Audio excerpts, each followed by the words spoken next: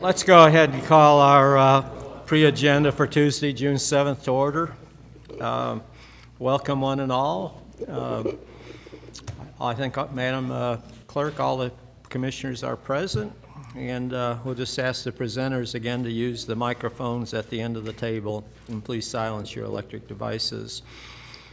I need to approve the agenda, motion to approve the agenda as amended. Now, if you look on item 1, we're going to remove consent item number 3 and 14 and 5 because 4 and 5, I believe 4 is on decision and they're related. We're going to add consent item number 9. And with that, I'll be happy if you look at those things on your consent agenda. I'll be happy to accept a motion to approve those as printed. Mr. Chairman, I think 3 is Scott's item, so I think that's a typo. So number 5, the MOU between the county and the schools, that's the one we're putting on the June 7th agenda. All right. So a 3 isn't Right, and then number 14 was the tax item with the city that they all right, thank you, Madam somebody. Clerk. You've heard that. And Jack, you've made a motion to approve the agenda as printed with the change. And add consent item number 9. And consent item number 9. And with that, I'll be happy to, all of those in favor, please raise your right hand. Opposed, like sign. That passes, Madam Clerk, 5-0. Item 4, Roxanne wants to talk about senior services. She's got to be someplace for a graduation ceremony. So with that, Roxanne, please come up to the table. And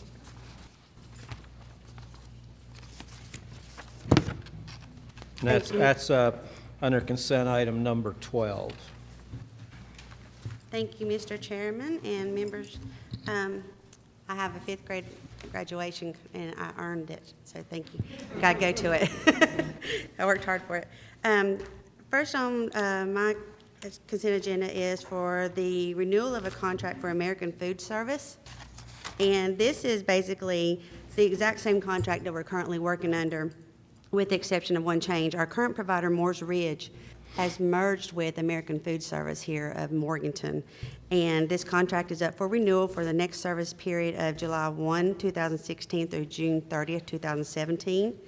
And this, of course, includes the preparation, the transportation, delivery of our meals for our home delivered and congregate nutrition program.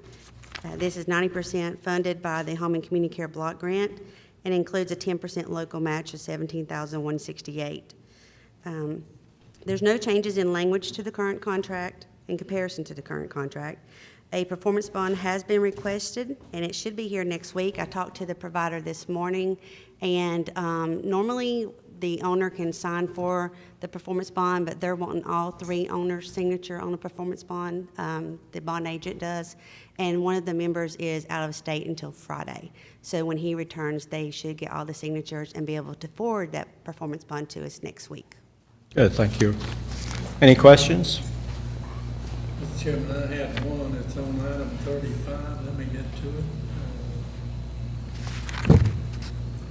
Wanted just clarification, I think, on the term. Let's see.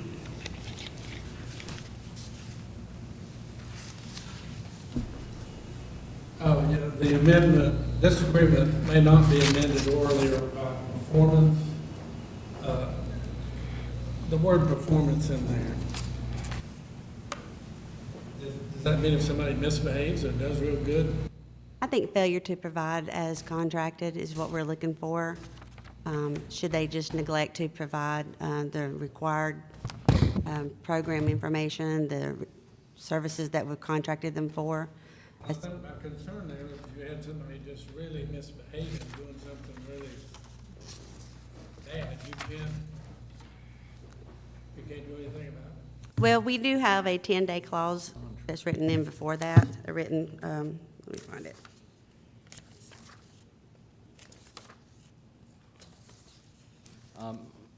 Mr. Taylor, I believe that provision is supposed to mean that the parties cannot assume a course of dealing that differs from what they've agreed to. He can't hear you. The motorcycle's louder than you are. Sorry, there's finally something louder than me, a motorcycle. What that provision means is that the parties can't, by a course of dealing, change this agreement. It's got to be changed in the contract. You can't just start doing things differently and expect it. Just can't perform it differently from his own. It has to be pre-agreed. Are you going to do that? Or That's right. Right. Yeah, just wondered if somebody was real bad carrying a gun or something, if you could do anything about it. Oh, we'll handle that. Okay. Yes, sir. All right, any other questions for Roxanne? All right, that'll stay on the consent objection, and I think you also have item 13. I do. This is East Burke Senior Center Advisory Council bylaws. They've recently been updated and are submitted to you for review and approval. The wording and language is cohesive with the Advisory Council bylaws of Morton Burke Senior Center, which you approved last month. It will consist of 7 to 9 members representing Burke County, will also comply with open meeting laws, and will include at least one combined meeting with the Morton Burke Senior Center Advisory Council annually. Good, thank you. Any questions for Roxanne on the bylaws change? Which makes both centers same. Yes, sir. All right, so that'll stay on the consent agenda. Thank you, Thank you very Roxanne. much. Have a good time at your graduation today. Thank you. Appreciate it. All right, our next item of business is a presentation on a quarterly update on BDI, and Alan will give that at our meeting, our regular meeting, so we'll pass on the presentation and go to our public hearing, and that's the county manager and adoption of the 2017 budget and public hearing. Ryan? Oh, that's just your standard public hearing that we'll have before we move forward in any consideration and adoption of the budget. Any questions for Brian on that? We'll be getting into some of the budget items later in our next meeting. All right, without objection, that item will remain on the agenda, the consent agenda. And Kay? I think the first one is, Don't care. Yep. Okay, let me make it a little bigger. Let's see. Thank you, Mr. Chairman, members of the board. Sarah Sherrill's term on the Adult Care Home Community Advisory Committee ends June 30th. She is not seeking reappointment at this time. The regional ombudsman recommends that her name be removed from the roster. all right, any questions for Kay? If not, that'll stay on the agenda. Item 2, resolution in support of application for the 2017 STPDA call for projects. Scott? Thank you, Mr. Chairman. Board of Commissioners, it's a pleasure to be here with you this afternoon. My 2 items are both sort of related to each other. And the first one is a resolution in support of an application for the 2017 STPDA call for projects.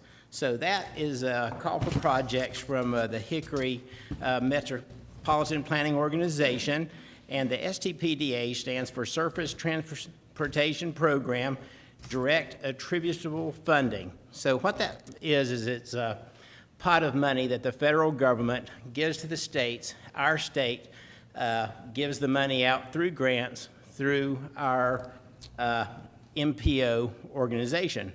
And what we're requesting is essentially a project that will cost $870,000. And that project is for part of the Fauna Flora State Trail that we've been talking about that will be on the Powerhouse Road section, basically from Mimosa Landing all the way down North Powerhouse to Cobb Road and over to Harris Wisnet Trailhead. So that's a 2.5-mile section of trail. It's a very difficult area for us to navigate. You can see from the map that it's in a developed area, and so it's going to essentially be a 6-foot wide paved trail down through there. So we have to spend quite a bit of money to do this, and most of the money will actually be for planning, design, engineering. It'll be for surveying, and it will be for paying property owners to acquire the right-of-way that's needed. We estimate we probably have about 40% of that right-of-way at this time, and through the process, which could take up to 2 years, we would anticipate getting the rest. So what this project would do for us is it would give us a shovel-ready project for 2.5 miles, and there's a funding match requirement of 20% that the county would have to come up with, and we have a promise from the state parks that they will match ours and provide us with $300,000 to make that match. So the county would not have to come up with any money in reality. And we did a simple breakdown. Of course, at this early stage, this is just an estimate of what the project would cost. So the environmental documentation, we estimated at $45,000. The survey and preliminary design would be $225,000. Right-of-way acquisition, which must conform to the Uniform Act, would be $125,000. Right-of-way purchase would be about $150,000. We have to certify the right-of-way, of course, with North Carolina Department of Transportation, so we estimated that at $10,000. And then utility relocation, design, and certification would be around $75,000. Final design, engineering, estimates, and permitting for environmental and other permitting would be around $240,000, which brings the total budget to $870,000. The required match is actually $174,000, but we're being provided more than that by the state parks. That money is actually coming through Connect NC bond. I'll be happy to answer any questions you might have on that resolution to support the 2017 ST PDA. Good, thank you, Scott. Questions for Scott? Mr. Chairman, Scott, will any of that right-of-way along the DOT be on their right-of-way, or will it all be on private property? Well, it's an interesting way that the state gives you money to acquire this right-of-way. So some of this is DOT right-of-way. As we go in and we purchase new right-of-way using this process, that will actually be owned by the state parks. And we will in turn have a lease back for a 40-year lease to the county for the trail across those easements that are secured. So it'll be a mix of those two types of easements. Does that answer your question, Jeff? I'm not sure. I'm talking about existing DOT right-of-way, say a highway right-of-way. Will any of this trail be on the highway right-of-way, encroached on the right-of-way? Yes. And so we estimate at this time that sections of this North Powerhouse Road have a 30-foot right-of-way. We're not sure if that is adequate or not because of a lot of fill and cut that has to be done for this project. If you're coming from Benfield Landing and heading towards North Powerhouse to Three-Way, we anticipate the trail will be on the left side of the road. And if we put it on the left side of the road, we cut way down on the amount of fill that has to go in order to accommodate trail. But on that left side of the road, we have about 40% right-of-way at this time. Okay, thank you.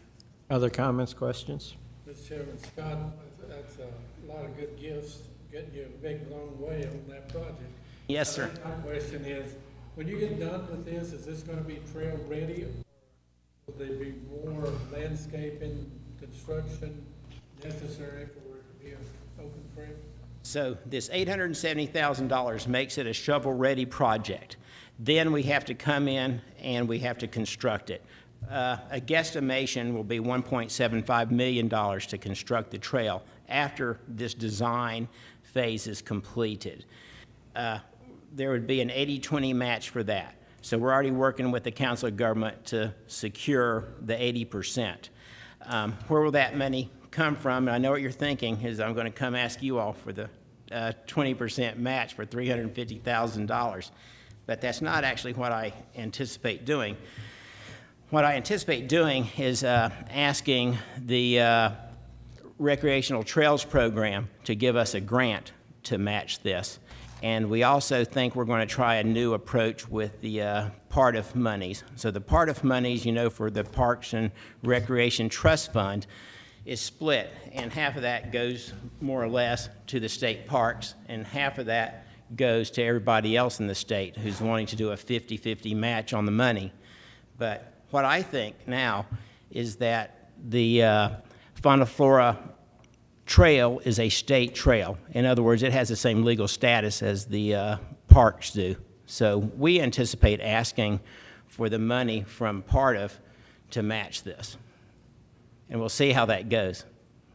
But if it doesn't Then I will, match, then I'll be sitting here singing and dancing and asking you for funding. well, the reason that becomes a real important question is, if that doesn't complete it, and you're gonna have this other money, did we sit on it for another year to another budget cycle to get the money to do it? Or Well, nobody knows until that event happens, I guess.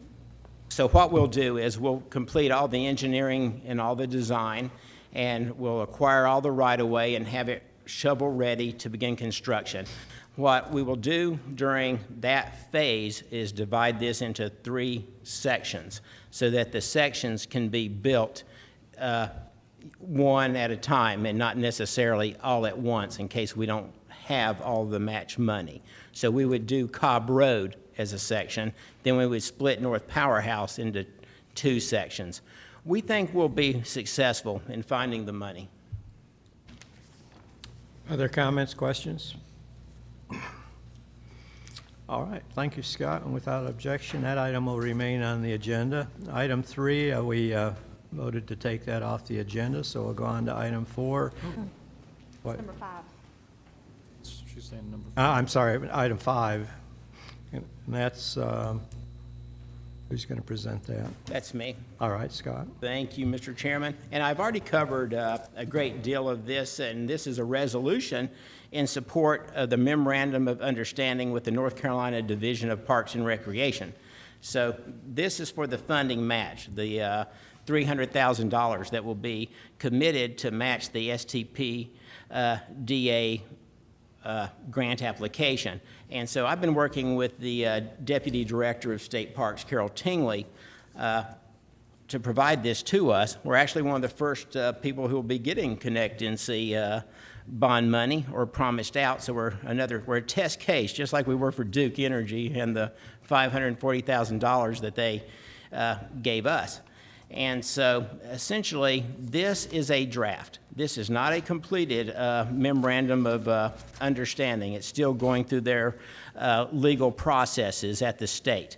But I'm assured that it will be finalized and sent to our legal representative, JR, for his review and on to you. But there is an attachment that Carol worked through, but it's not finalized because it hasn't been through their legal side. And I'm happy to answer any questions that you might have on the Memorandum of Understanding. All right. Questions, comments? Anybody? All right, thank you, Scott. Thank you, sir. And without objection, that'll stay on the consent agenda. Item 4, Brian, the Fire Protection Service. Thank you, Mr. Chairman, members of the board. Lake James and Glen Alpine are still in the process of trying to resolve a few final points. But I felt like I needed to go ahead and start the ball rolling. I don't want anybody to think we're lax in this. We mean for them to get this resolved. And if we have to go to this step, then that's what we'll need to do. So this is merely more of a placeholder. I think some of these parties are going to want to meet with me in the very near future to see if they can't get over the last hitch or two. And hopefully I can advise this board that we can remove this from active consideration prior to our meeting this month. But I did feel like I needed to go ahead and start the process and be in this for the county commissioners to be ready to move if they have to. Brian, on the revenue, the split, the ill split here, or you think that's going to change? I mean, that's under the new agreement? And There's some discussions about that and how they're going to resolve, I guess, some debt issues and whether or not that stays in or goes out, or if it's only for a certain period of time. They need to get back with me about what they come to as a final decision on that, or if there's going to be a one-time cash payout and this is over with, and they've got to get those details to me. But like I said, I didn't want people to think we forgot. Did you get the email yesterday? Oh, yes. Oh, yes. Well, if I might just make a comment, and it's about the same thing I did before, that I don't know why this is such a difficult problem. You know, I had suggested somebody get whatever the average speed is, if it's 35 miles an hour around those mountains, which fire department, you know, reaches that area first, that ought to be the territory, and vice versa. But I agree with, you know, we've all, I think, agree with it. It probably doesn't need to be repeated, that it would be nice to have all the fire departments on the same kind of system and no double duty. The confusion that it represents. I agree. I just hope they can work out their differences and don't force us to work out their differences. All right, any other questions for Brian on that one? If not, we'll keep that on the consent agenda. Item 5, again, was removed. Item 6, EMS Medical Director contract renewal. Greg?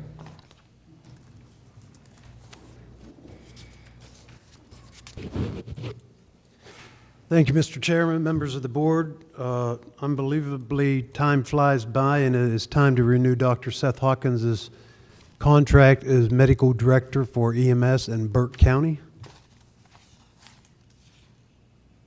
So, Dr. Hawkins, I take it, is going to stay here then? He's not going to move on with, as they move some of the personnel out of the... No, I believe his family has decided, or was pretty adamant about staying a Burke County citizen. He's no longer with Blue Ridge Healthcare. Right. He's at Oh, is Catawba that Valley, right? but no, All right. he doesn't plan on going anywhere. Good, good. Because he's sure been an asset to our being the medical director. Any comments or questions for Greg? I would, you know, the increase, I would just, why was, is there any justification for the increase? I wouldn't be just asking for an increase. I don't believe there is an increase. I didn't put one in for, it should still be $2,000 a month, stretched out over a 2-year contract. Yeah. That's the same as it's been since I've been employed here. That's been a few years, too. Yeah. That's why it snuck up on me. I thought we did this Is he last going year. into private practice or? No, he's actually employed by Baptist, Yeah. by Wake Forest. I don't know. Any other comments or questions? I think we should, service satisfactory, good with you. Oh, yeah. Absolutely. Yes, sir. Excellent, excellent. Good, thank you. Thank you. Without objection, that'll stay on the consent agenda. All right, item number 7, fire protection, mountain fire rescue. Mike? Thank you, Mr. Chairman. South Mountain Fire Rescue Fire Protection contract expires this month. It is a requirement that they have a contract with the county to maintain their rating for insurance grading purposes. The fire department requested a renewal for their contract to provide fire protection and any life-saving and property protection measures necessary for the citizens of the South Mountain Fire Rescue District. And they're requesting a contract for 10 years. Thank you, Mike. Questions for Mike on this, South Mountain? All right, thank you. Thank you, Mike. And without objection, that'll stay on the consent agenda. Item 8, Finance and Home and Community Care Block Grant FY 16-17. Tina from the COG. How you doing, Tina? I'm good. Good. Good afternoon, Chairman, members of the board. Every year, Burke County receives funding from the Home and Community Care Block Grant Program, which is a provision of services that serve the county's older adults. The Burke County Council on Aging, working with the Western Piedmont Council of Governments, makes recommendations to the Board of County Commissioners for the use of these funds. The recommendations of the Burke County Council on Aging, serving as the HCCBG Advisory Committee, are attached. There are no changes in services or providers for the coming fiscal year. And I will add that every 2 years, services that are provided by for-profit providers go through the full bid process, and we did go through that process this year for 3 services. The Council on Aging reviewed the bids, and their recommendations were to keep the providers as they are currently, so there's no changes to providers. Along with our request is the agreement for the provision of county-based services between the Western Piedmont Council of Governments Area Agency on Aging and Burke County to reimburse the approved agencies for services provided is also, again, with this approval. This grant for the Home and Community Care Block Grant requires a 10% local match, which is the responsibility of each provider organization. The $558,761 allocation includes an increase this year of $4,000 over current allocations. All right, thank you, Tina. Questions for Tina? Comments? All right, thank you, Tina, and that'll stay on the consent agenda. All right, item 9, finance, that's one we're taking off, I believe. That's the one we're adding on. Or adding on, I'm sorry. So the finance, and that's Paul? Thank you, Mr. Chairman. Yeah, I briefly mentioned this at last week's budget session. We went over rather quickly, so I'm not sure the board really caught my item or not. But for as you've heard earlier in the discussion with Scott, the county park project and the Final Floor Trail is somewhat complicated, and it's a multi-year project.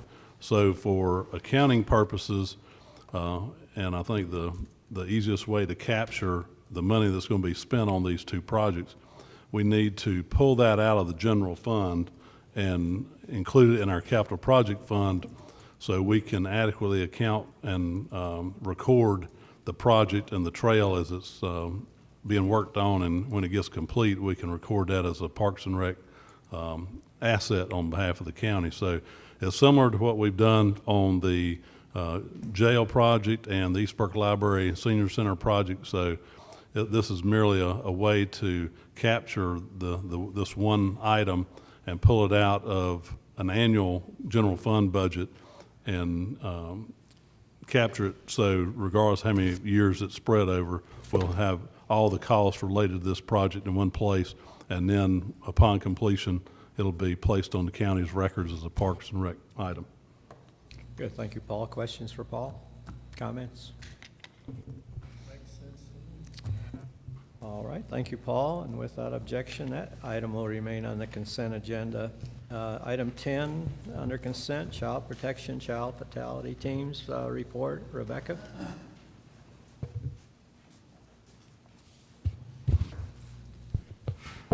Good afternoon, gentlemen. How are y'all? Good.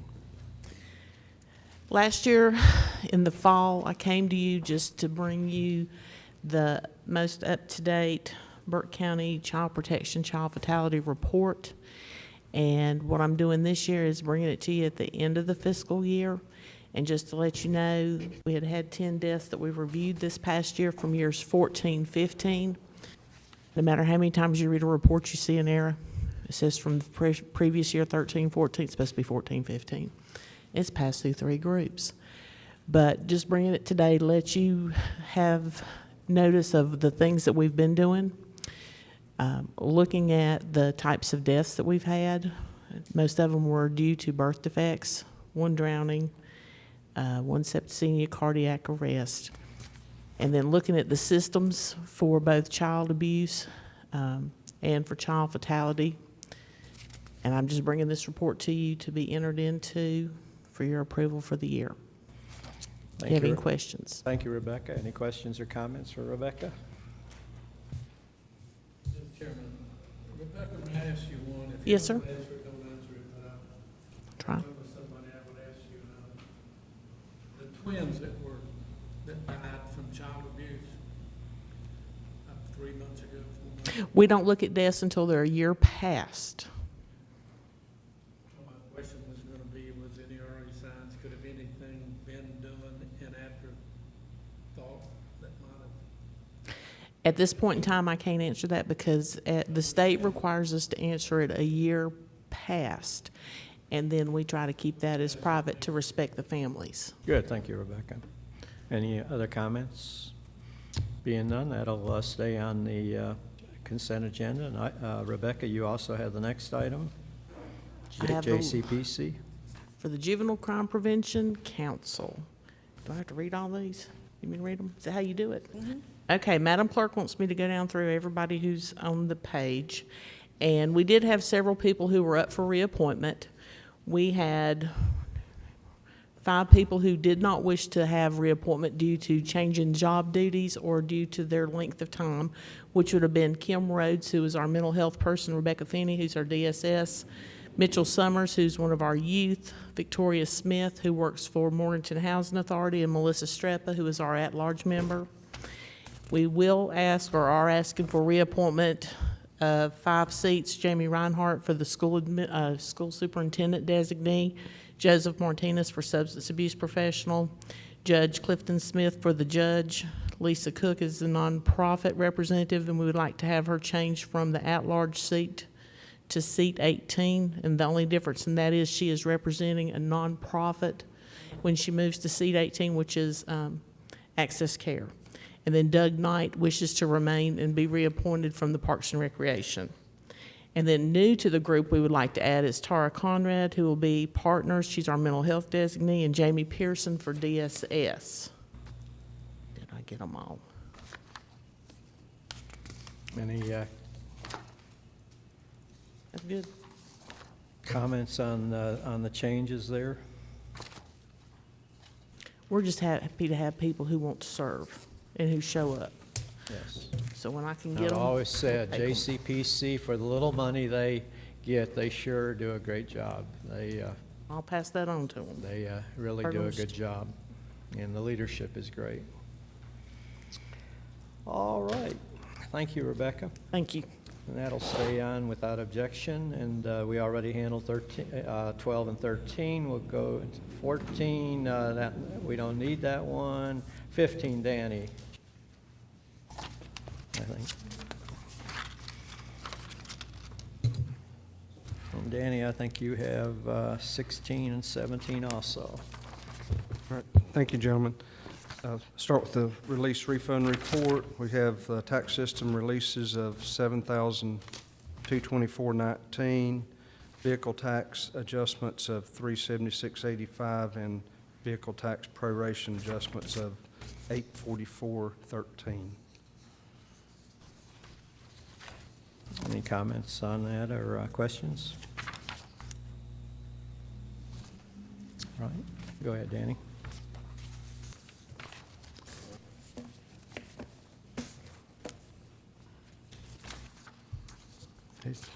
Tax collections report, current year taxes, delinquent taxes, late list penalty, we are all in excess of 100% of budget.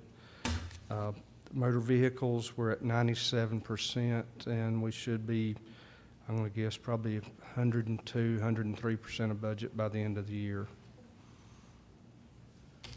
All right, comments, questions? Go ahead, Danny. And then EMS collections report is through April. Had a $3.1 million budget, and we've collected 79.27% of that budget. We're going to be really close on that one. Any comments, questions? How will that affect our budget? I think Maynard asked, how will that affect our budget this coming year? I don't know. EMS collection. We're talking about this year, it's not gonna probably make its budget for this year. Well, part of that will be offset on, we have an EMS cost settlement amount that we get annually, and typically that comes in over budget. So between the two, we should be fine. Other comments or questions? Good, thank you, Danny. And without objection, those 3 things will remain on the agenda as printed. We're going now to items for decision. The first one is the Homer Burns water line extension, and we've been dealing with that for a while. I think Maynard's been involved a little on that, and I don't know where we're at on that, but Chris? Yeah, think at last month's meeting, you asked us, manager, the finance director, myself, to take a look at that, give us a month or so to come back. So we met, did a little analysis on what, I guess two things, what other counties around us or that are similar size to us purchase water systems that are county-based, what they do with regard to extension. And then Paul took a look at a financial analysis of it and could speak more to that. Yeah, I think from a financial standpoint, what we've done in past extensions is that if a project didn't really pay for itself over, I think, a 10-year period, the formula would call for the people on that road to participate in the construction cost in order to sort of make the project work.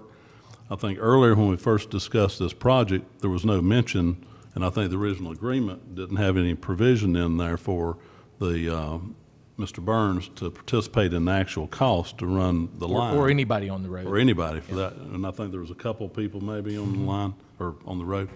So I guess one, if you go back to what our past practice has been, we would not be putting in this line or considering putting in the line without the at least Mr. Burns and the other individuals, participating in the cost of that line, to some extent. Unfortunately, we haven't been able to find the original formula, and I think, Maynard, you probably remember from years back when we had McGill come up with a formula to help make that calculation on payback and a part of the contributed cost to the lines. So unfortunately, we haven't located that because I guess we haven't extended lines in quite a while. But, sort of getting back to this particular situation, to us, it would not make sense to go forward with this project unless Mr. Burns paid part of the cost to put the line in. Now, I know his hesitation was he didn't like the idea of paying a minimum bill because he didn't, use any, there's months he wouldn't be using any water. But again, just from a financial standpoint, we need, in a new proposal, I would recommend that we look at it from the standpoint of asking for some participation in the cost of the line before we even move forward with it. So if not, we're putting a line in the ground that really does not, it's not going to be beneficial to the county, it's not going to be beneficial to the system, and we're going to end up having to increase rates for all the other folks on the system who I'm sure some of them believe the rates are already higher than other people pay. But we're going to be in a situation where we're going to have to increase rates for everybody to offset putting in lines like this. Comments or questions from the board? Well, I provided, I don't know who ended up with it. I brought somebody a copy of that policy.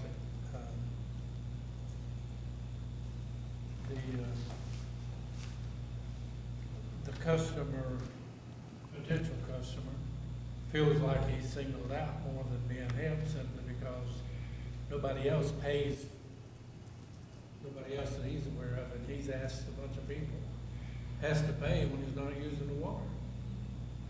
So we evidently singled him out to make him different for whatever reason. And he is different, don't take that wrong. He would be a heavy water user. Well, and I think that's probably, at least from my perspective, if Mr. Burns didn't like the initial agreement, the terms of it, again, if I were going to offer a second agreement, it would need to include, and this is just, me speaking, it would need to include a provision for him to pay some of the upfront cost. And so I'm assuming I'm not going to speak for the man, but if I'm him, I'm going to look at, well, if I didn't like the first one, I'm certainly not going to like the second one.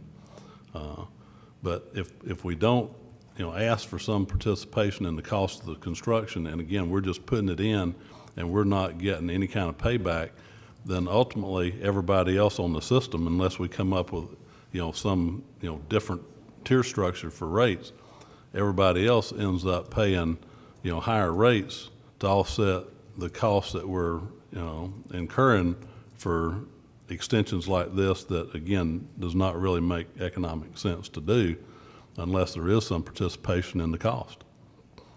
And you also create a situation where someone else sees this, and you might have people asking for the same thing down the road. So it's not good to set a precedent if we're not willing to stand by it and provide it to other people. I guess it's my understanding he just wants to water at his convenience when his wells aren't working or whatever. Is that? Well, I think part of the issue, like He Mr. will take off, he will no longer use his, well, it's bad water. Yeah, following up on. I think the thing that concerns me, is that we don't seem very water friendly. We don't really want to get out and, I hate to use the word sell, but we don't really want people to use our water. We got somebody that would use more water than what, 100 houses or more? You know that. How many houses would he take place in? Well, a typical residence, family residence, use about 3,000 a month. He would use how many a month?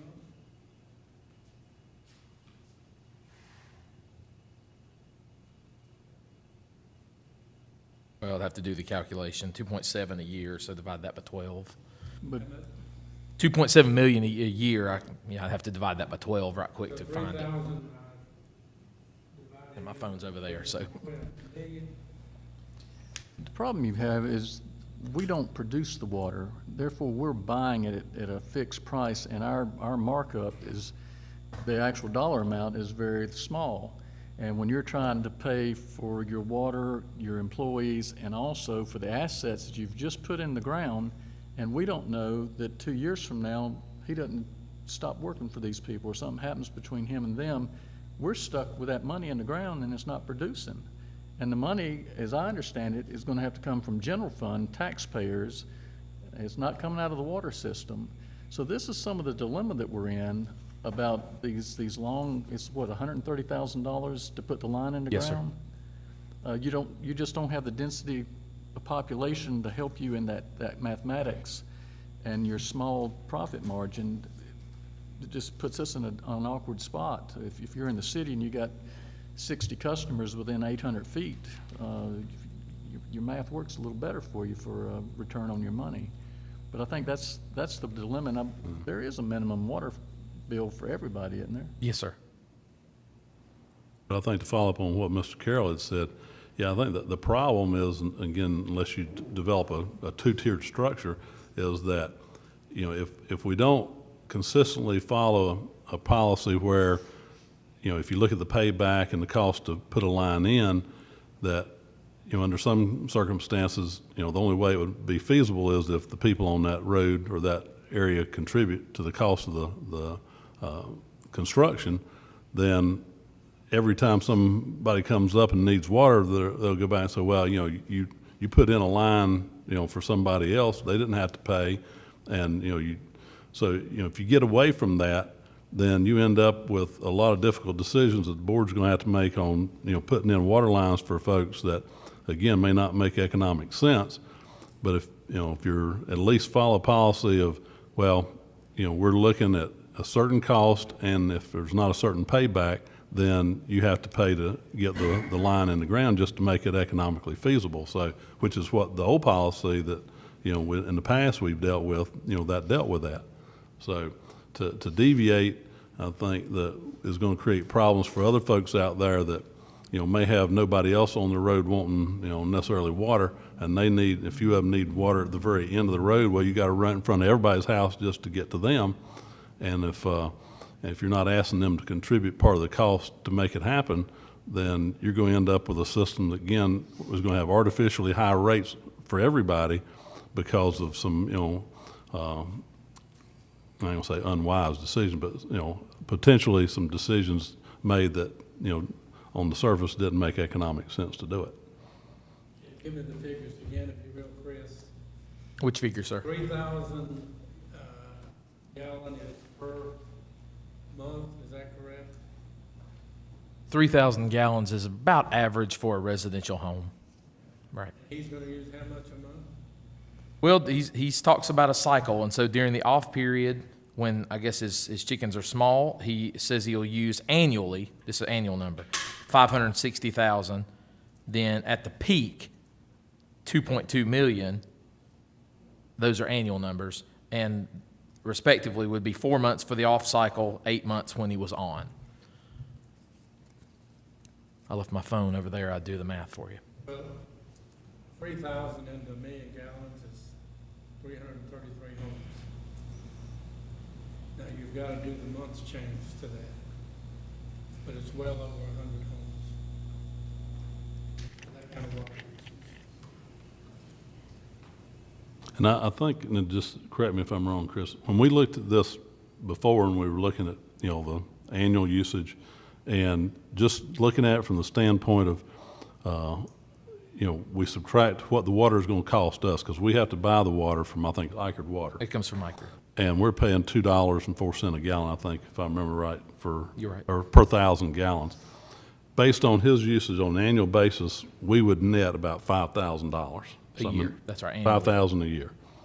So, and if that's the case, then it would take us 26 years to recover, and that's just strictly, on what the water costs us, not including any other, operating or administrative expense. So if you just look at it from that standpoint, you're looking at spending $130,000 for a project that, would take at least 26 years to break even.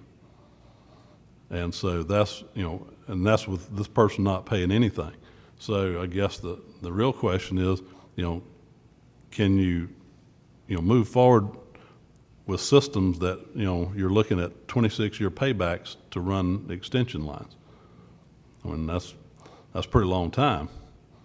And that's assuming the cost of the water don't go up. And of course, we'd have to, increase our rates to offset, any rate increases that we would get. So, and again, I think what happens is you create the situation where, as we're having to increase our rates, everybody on the whole system is having to do that to, again, offset, decisions where you put in a line that, does not, have a very good payback on. One other question. Did anybody meet with the potential customer?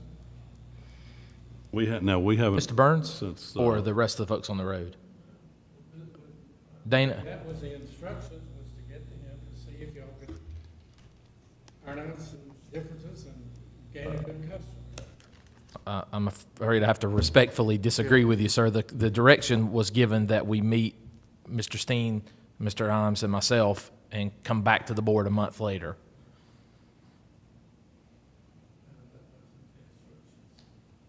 I would refer you back to the minutes. Mr. Chair, in the past, or years back, if someone come up and wanted to put a water line in, they would have to have X number of people to put in, to take water in before that project took place. And that was several times we did that. So I think this is like Paul said, we set a precedent. It's going to backfire on us if we go forward with it. And I don't think you want to pass that on to another board down the road. So I recommend we remove this from the agenda. That's fine with me, Mr. Chairman. My comment was that that's the problem, Jack. They have been using the water problem for nothing. Well, we need to focus on water in the future because we have a lot of people not getting public water. Are the houses built yet, or are they? Been built. So what is he using for water now? He's got a well that takes a lot of treatment. He wanted to do away with his well and go on water. We've had a couple requests of that. We don't seem interested enough to want to do the business.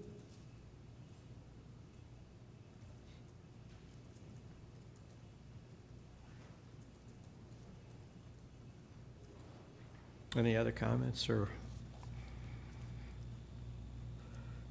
you want to leave it on the agenda and vote it up or down, or? Well, we spent some time already talking about it, and it always comes up the same way, so it's okay if you want to do that. I mean, I don't object to it, but I think it's just a little waste of time. Mr. Chairman, you as well admit the truth. You've been outvoted by your staff. They're not interested. Well, I think they've honestly looked at the figures, Maynard, and I would say as a business person that maybe this is a iffy, I mean, a lot to do with poultry, pricing. Do we have anything to say he's going to be in business X amount of years? To me, it looks on the surface a little risky. I mean, for our citizens and the money that's going to go in this, a 26-year payout. That's my feeling. I don't think it's a real shrewd business doing business that way. We represent the people of Burke County. I don't think I could do it, but we got a 5-member board, and it's up to the board. But I would think let's leave it on and vote it up or down, if that's agreeable with everybody. Another thing people look at it, you know, you spent this money to pipe water to chickens, and we don't have water. Well, Mr. Chairman, what are we voting on, I guess would be my next question. We don't have we made the offer, Mr. Burns hasn't acted on it. At this point, what would we be voting on? Denying his request or approving his request? Well, we've already done that, made him an offer. I mean, he didn't. That's true. But I say if you go forward and leave it on the agenda, that's what you would focus on. Either approve his request or deny it. Brian, any? Requested options to look at, there's no other option. Jack's right, there's nothing to vote on, Jeff. No? We have nothing to vote on. Take it off the agenda?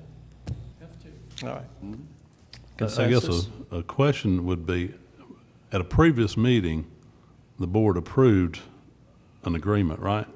Mm-hmm. And it's still on the table, I guess, unless the board rescinds it. Is that right, JR? Mm-hmm. Right. So if he comes in this week and wants to sign the original agreement, that's okay, right? Just leave it on the. It's still on the table. Okay, so as far as that item's concerned, you know, the board approved offer that was initially made, whatever meeting, is still out there, so. Until the board takes it off the table, it's out there. Right, okay. So we do that at the regular meeting, right?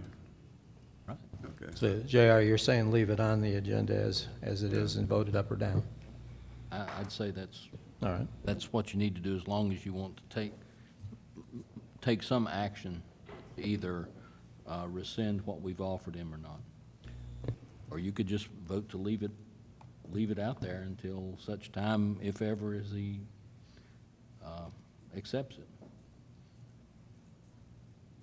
Brian? Gentlemen, you've got the one original offer, and as I remember, we were instructed to look at a potential other offer. And we don't have that in print for you today, but I know Mr. Imes has described to you that if he didn't like this one, he certainly would not like the one where he would have to pay or participate in the cost of the installation. And we can have that at our next meeting. We can get that together. That's not that difficult if the board wants that. But at this point, you know, this is just pre-agenda. We're going to have this or not going to have this at our decision item. Not that you had to make a decision today on which course to take. Apologize for the delay in getting What it would the done. motion be, JR, is to rescind our agreement? To rescind the previous agreement offered to Mr. Burns? Dana Burns, yes. All right, with council's advice, we'll leave it on the agenda and vote it like a motion to rescind it. Any other comments on that before we move on? Mr. Chairman, I still say that procedural-wise, since we don't have anything else to offer, and we didn't feel it, we have nothing else to offer, so I need to leave it on the agenda. Council? Well, you've got, if you want to take a vote on rescinding the agreement, then you need to keep it on the agenda. If you want it to sit out there until such time as Mr. Burns accepts it, then there's nothing you need to do. I think we'll leave it on the agenda as, and the vote will be to rescind it then. All right, moving on to item 2, appointment to the Western Piedmont Community College Board of Trustees. Kay, and I think we have 3 people that are looking to sit on that board. We do, Mr. Chairman, members of the board. Each year, the board appoints a member to the Western Piedmont Community College Board of Trustees. It's a 12-member board. The county appoints 4 of those seats. Seat number 4 is currently occupied by Elsie Childers, whose term ends June 30th. Ms. Childers did not submit an application for reappointment, and as of this date, we have 3 applications on file for that seat: John Mercer, Stephanie Norman, and Kimberly Kling. All right, comments or questions on that? We have 3 people that want to be on that board. I think there's information on each person in your packet. I had an understanding we were gonna have another one, but I guess they didn't fill out the application. All right, and with that, we'll move on to item 3, general services, solid waste, landfill closure notice of award. Chris? Not to recap too far back, but been before you, I think now the 4th time, describing our closure.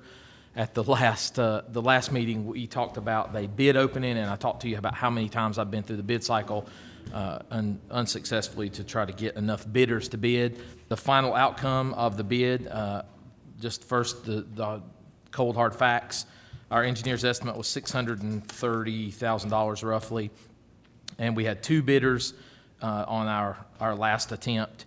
Green Construction, Triangle Paving. Triangle Paving was the low bidder, but it was low, but it was high to the estimate by $200,000. So you see before you in the letter from Joyce, the evaluation of bids, Triangle Paving, $838,434 would be the low bid for this project.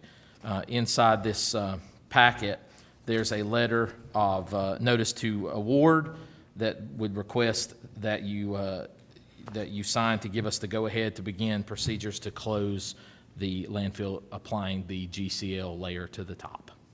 Thank you, Chris. Questions for Chris? Mr. Chairman, if I might, Chris, on this, there was a time we did this ourselves, I think. Yes, that's right. We put dirt on top of this landfill, yes. And I think my concern is, and it may be in there, I tried to find it, I didn't, so if it's in there, I just didn't have time enough to look detailed. What area are we talking about? Is it 3 square miles, 2 square miles? 6. 6 square miles? Yeah, there's 6 acres. It's not miles, acres. 6 acres. Yes. And Threw me a curve with that unit. It's 6 acres, 12-acre cap. The total landfill is 12 acres.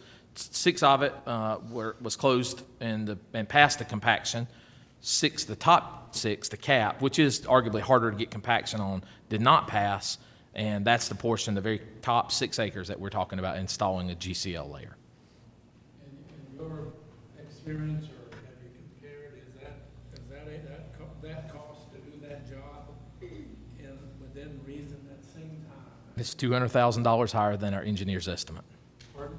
It's $200,000 higher than our engineer's plug number, his estimate.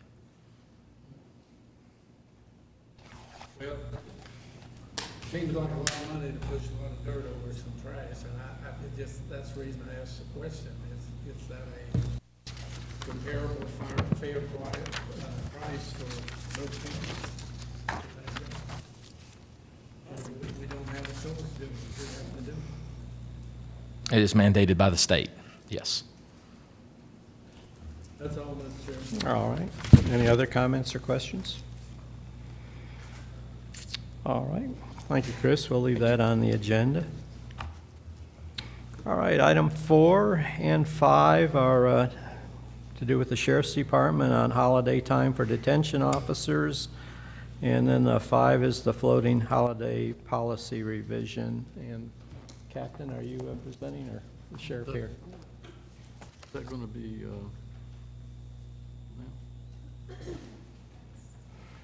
or is that coming The next part of our, That's a different item. Thank you, Mr. Chairman. Thank you, Commissioners. The Sheriff's Office has been unable to recruit and maintain detention officers for the downtown jail due to the starting pay of $26,874.84 being approximately $5,000 less than the starting pay for the North Carolina Department of Public Safety. The Sheriff's Office has lost 5 detention officers in the last 7 months. When combined with the 2 officers that retired due to medical conditions, the Sheriff's Office is down 7 detention officers in 7 months. The Sheriff's Office had 4 vacancies as of August 2015, and we were able to fill 2 of those vacancies. With the staff movements associated with upcoming promotions, the Sheriff's Office will be back to 3 vacancies soon. Currently, there are no qualified applicants to fill the vacant positions. Due to the inability to fill vacant positions and to keep the minimum number of 3 detention officers on a staff, the Sheriff's Office has been forced to cancel vacation time for all detention officers and postpone sending some of the officers to the basic detention officer certification class. Detention officers, as well as the courthouse detention officer supervisors, are working overtime to fill the gaps. As a result of the staff shortage, this means that several detention officers have banked holiday time, and they will be unable to take that time by June 30, 2016. These employees will lose the time, not through any fault of their own, but rather from our inability to give them the time they have earned due to staff shortage. The Sheriff's Office would like to remedy this problem by paying these employees for the holiday time that they have earned, but are unable to use due to their dedication and staying with our office. All right, thank you, Captain. Questions, comments? I have a couple, Mr. Chairman. I can. How many officers do you have dedicated to Hildebrand, College Springs, and Rutherford College? 3. Of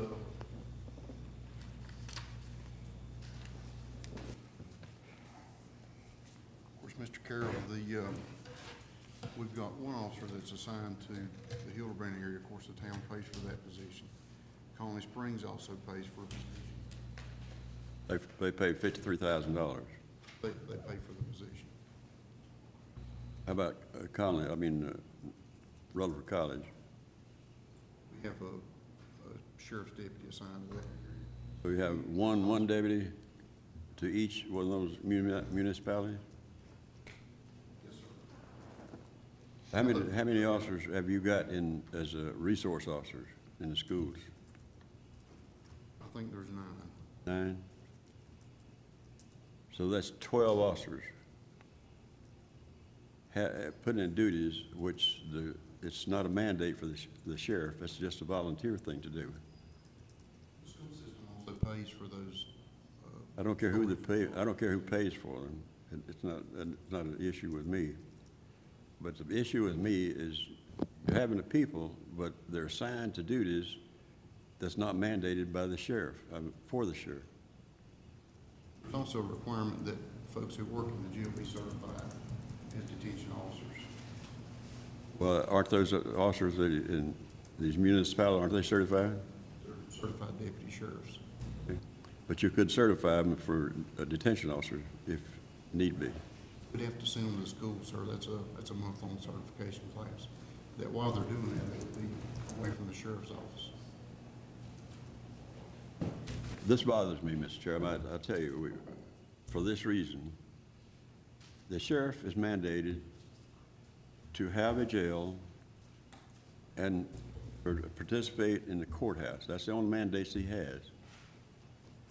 And it really has no mandate to provide these people to municipalities. The only other area that he has responsibility in is the rural,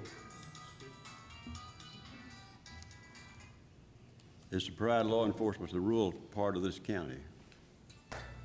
And so we have these officers, 12 officers, that could be working in jail or could be patrolling the area in this county.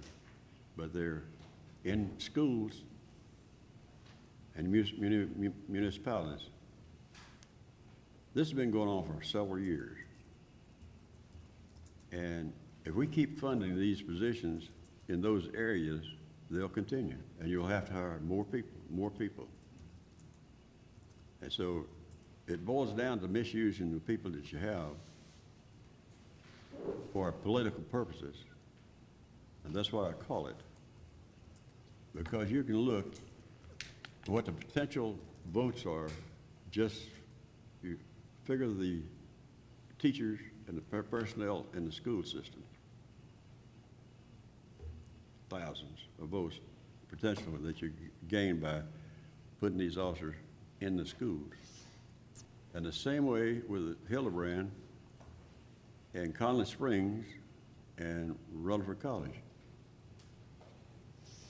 And I say again, as long as we permit this, and board down the road, it's going to keep going and growing, growing and growing. And I agree with them. You can't hire people out there because they have no school going on to train those officers for the BLET. I agree with you. So where are you going to get them at? I don't know. No, we just had a graduation from, back in May from Western Piedmont, and we had 0 applicants from that class. Mm-hmm. 0 applicants. I think that's a reflection of the pay. That's the first time since I've been major at the sheriff's office that we've not had any applicants from BLET at Western Piedmont. Well, look, let's look at it, for instance, for the resource officers, sheriff's department. I looked at the budget, it's $430,000 that they get, the sheriff's department gains from putting those officers there. And that's something we need to consider too. Keep paying, allocating money to the school system to cover projects like that. If we're going to provide funds for them, then we should have the say as to how they're handled, and not the school system. And we can get people to fill those positions at school. You could put 9 officers, take those spaces for something like a little over $300,000 as opposed to, how many? Quite a bit of money saved there, and to do the same job. And that's just my thoughts on it. And until somebody puts a stop to it, like I say, it's going to keep going. And you still won't have people for the jail because you don't have nobody to hire them. Unless what are you going to raise the salary for those people to come and work for you? I don't know. Well, I think, you know, when you read like the Wall Street Journal or USA Today, this is a problem across America. I think it was once a great job to be a deputy or a detention officer. People after Ferguson, I think people's heart just isn't in law enforcement. I hate to say, but I mean, I talked to a lot of young people, and I just said, you know, we wanted to do that, but not today in this kind of a way America's went on treating law enforcement, and it's a tough thing, you know. And I think we're going to see this from now on. I mean, you're going to see just like this BLT class. I mean, I think you're going to see that more and more, and how we address that problem, I don't really have the answer at this time, you know. But another thing we could do, we could outsource animal control to the private sector for about $140,000, as opposed to, last time I looked, it's $238,000 we had to pay for personnel. If we could save those ideas till our next meeting on the budget, and really this item is on holiday time and the floating holiday policy revision, and address that. And that's I think you got some good points there, Jack, and but I think we need to address the problem on the agenda, and then when we go into the budget meeting, we sure can bring those items up. Any other comments on the holiday time or the floating? Ms. Hollett, you skipped one month? On item 4 and 5, Maynard, the floating holiday policy revision and the... We're talking about the sheriff, right? And the payment on holiday time on Right. detention. One of the things I'm going to do, two things really I'd like to share with you because some of them involve me personally and involves my family personally. And again, Rhonda, you said that 26,874 is actually how much for total compensation? 38,000? You're talking about either your salary. Yeah, You're asking for total compensation. We don't have that number with us today, but I can get that for you, the total compensation. But we can add the full benefits to the detention officer position for you and get that for One you. is, you know, when you advertise, this is what you make, and you really don't have everything included in it, you really make 37. You know, yeah, I'm gonna be a sheriff at 27, fine, 37, but I certainly don't at 27. And the other personal thing, Sheriff Winston was so kind, he allowed my grandson to do his training here in Burke County. He graduated from Appalachia. And this is what I wanted you to hear, what he said. He evidently enlisted, they offered him a job. He declined, and the number one reason he said he declined is that after going 4 years to college, after mom and dad spending $100,000, you know, the first thing he would have to do to come to go to work for Burke County, shell out $3,000, $3,500 more to go to some kind of training that he spent 4 years in college to do. Now, he can join the Highway Patrol, and he doesn't have to do that. That's where he's got his application in. But my point is, and we talk about this a lot, about what we're doing with our community colleges, what we're doing. And I guess the question I had, all those people, and I asked Sheriff that the last meeting, you know, how many of those people graduated from Western Piedmont Community College, joined his force? Do you recall his response? Zero. And I believe, I forget if it's 11 or 14, anyhow, there's quite a number of them. But can we not yet, when you go take criminal justice at community college, that training that he's talking about not included into that college, into that program? Is No. it not a place to do the training? That would be a matter for the community college to decide. They keep the academics separate from BLET, which is a state certification requirement to be a law enforcement officer in North Carolina. The North Carolina Highway Patrol conducts its own academy, and they hire you, and you go through that academy, and if you survive it, you have a job. But Again, I'll just, item 4 and 5 deal with payment of holiday time, and 5, the floating holiday, and I'd be happy to answer questions, or for the Sheriff's Department to answer questions on those two things if you all have any questions. Does this cover all the people that have done this, or all the employees that are covered by this? Well, the first one is the payment of holiday time for the detention officers, right? Yes, sir. Mr. Chairman, I just comment on the decision item number 4. I'm concerned that, you know, paying just the sheriff's office for their time is not fair to all of our employees. We have other employees in this same category, and that would be my concern with that. In lieu of the next item for decision, I would suggest that we not accept this one and think more about the second one. You're saying concentrate on item 5 and more or less study item 4 with all our employees, and Well, that's what item 5 does. I mean, if we need a decision, you know, I mean, you may need to take a vote on item 4, but then, you know, number 5 basically covers it again Right. in a different light. so you're suggesting remove item 4? I wouldn't have no problem doing that if that's an appropriate action to remove item 4. and look at it across the county employees. So that's what item 5 does, I think. Would it be an appropriate motion to remove item 4 from decision? Right. We have consensus to take item 4 off the agenda and study that issue a little more, and if I keep item 5.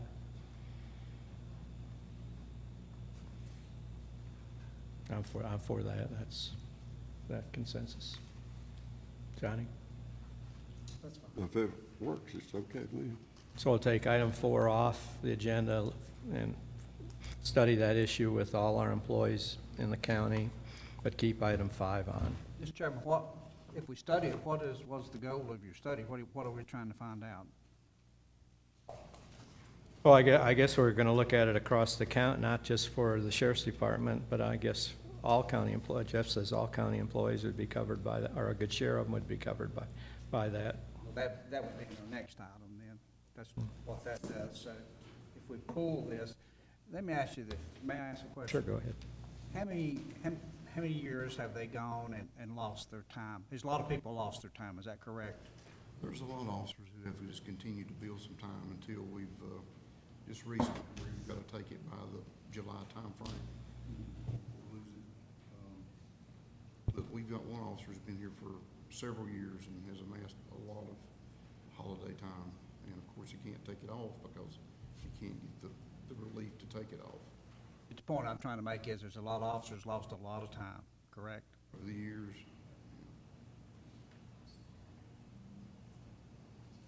Thank you. Other comments? Well, yes, and this is to number 5. Wayne, you were there. I don't know, Jack, if you were there or not. We had this rollover overtime. Do you recall the mess we were in? And if we'd had to pay it out, it's like $2.some million. And that's not a healthy system for a government. It may be a fix for a situation, which I wouldn't recommend it for a long term.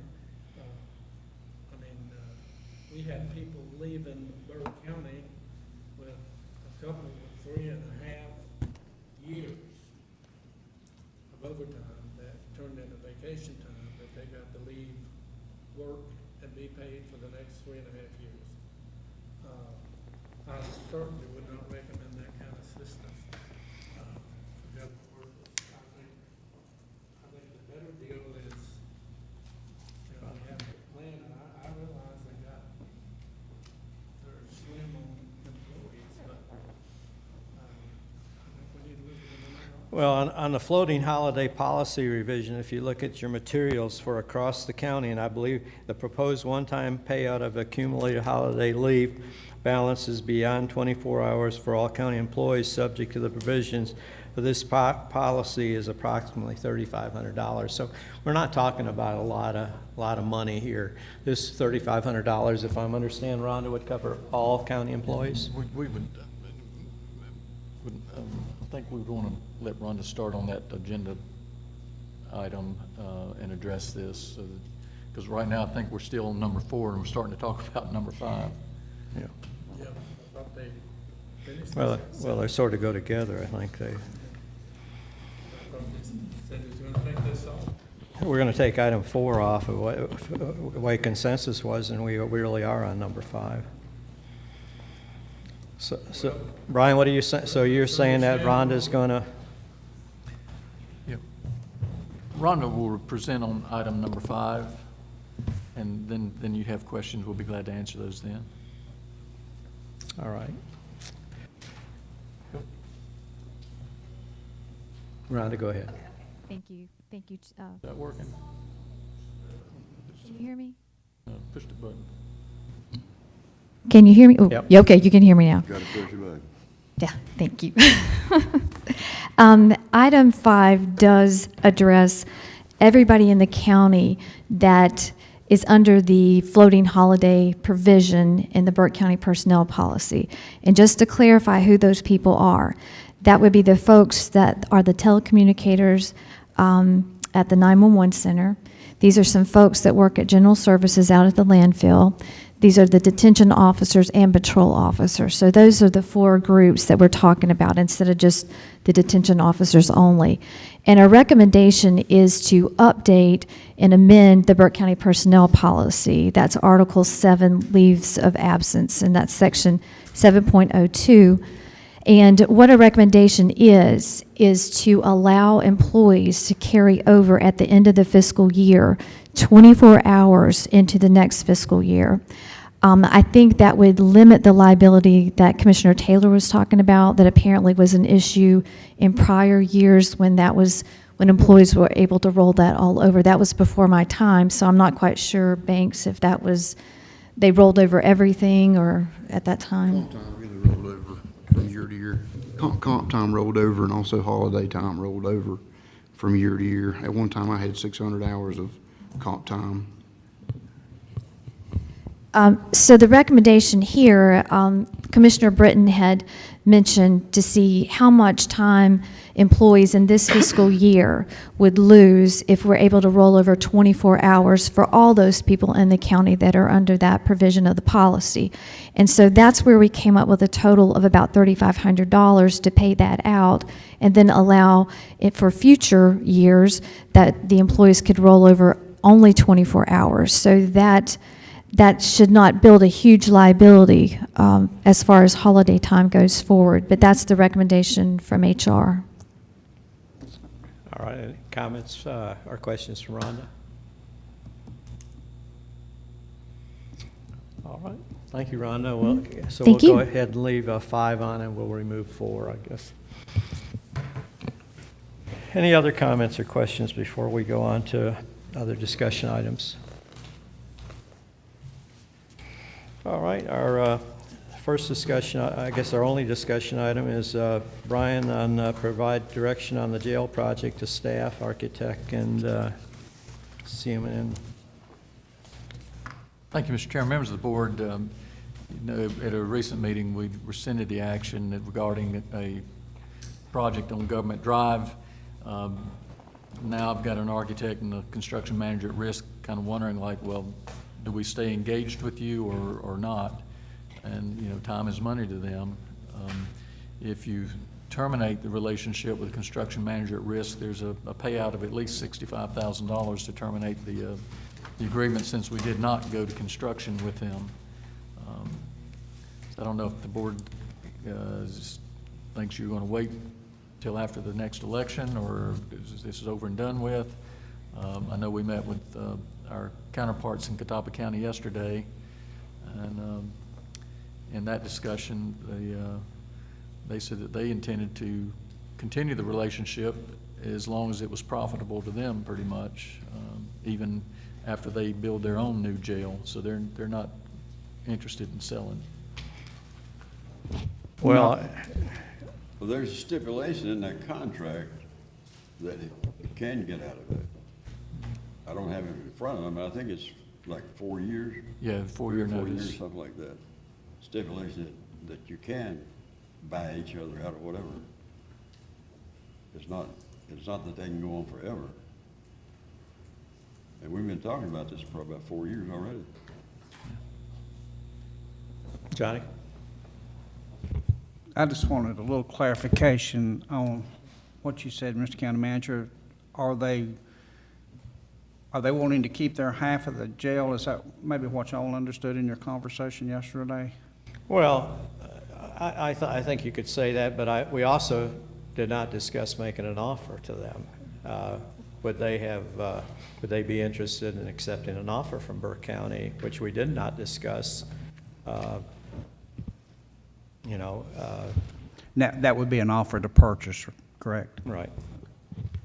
They know there's a lot of money needing to be spent over there on different maintenance things and whatever, and how strong are they? Of course, their new jail won't be done until 2018, so that still leaves us here a couple of years.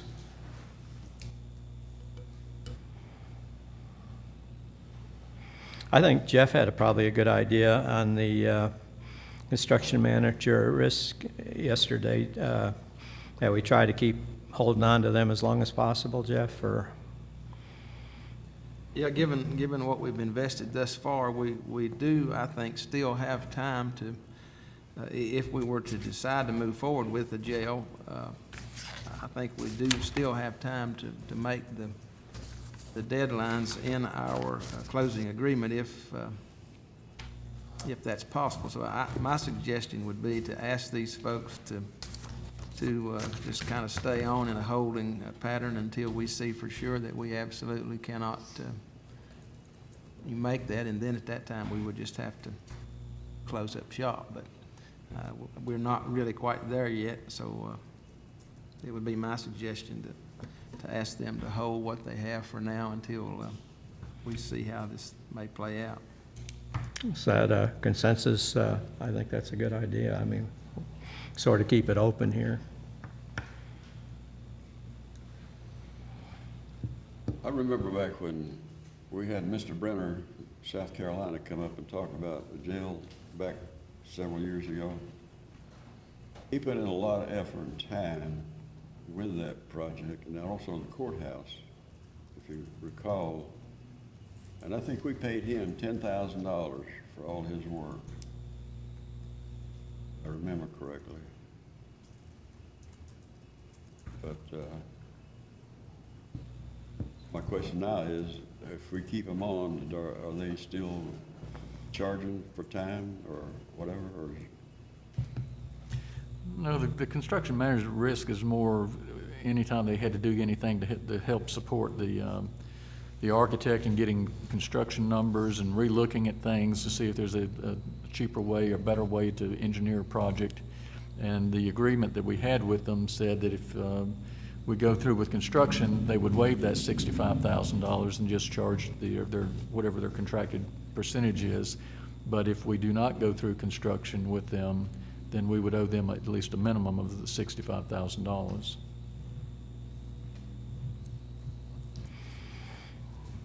So there's no more recurring cost right now as they just sit idle? As far as I understand, and we've already talked with the architect and stopped all the planning activities, so once we get the bill up to that date, that should not be another charge for the architect. It's just, you know, they're kind of wondering, do I need to stay committed and available to you, or do I need to move on, was the question that I have to ask or an answer. Well, what's the motive to keep on number one, and number two, if you're gonna do it, I think you need to put a timetable to it. X months, X whatever. Other comments?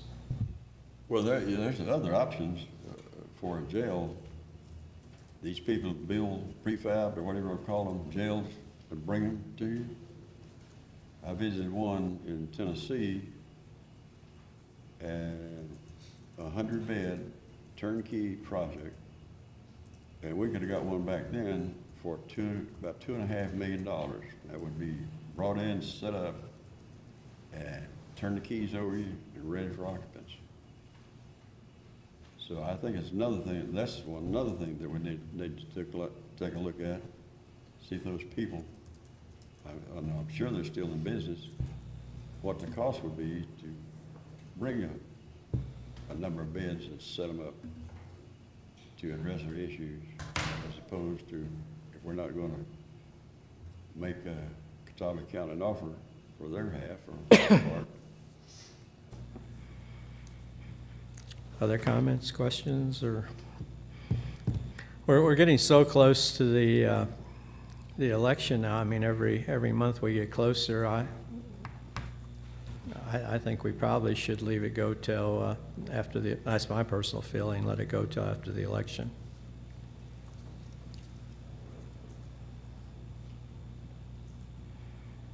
Any comments on that? That's not too many months away.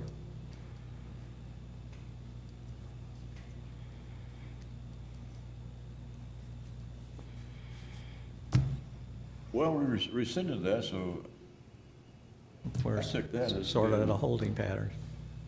been the end of it. Is that everybody's feeling?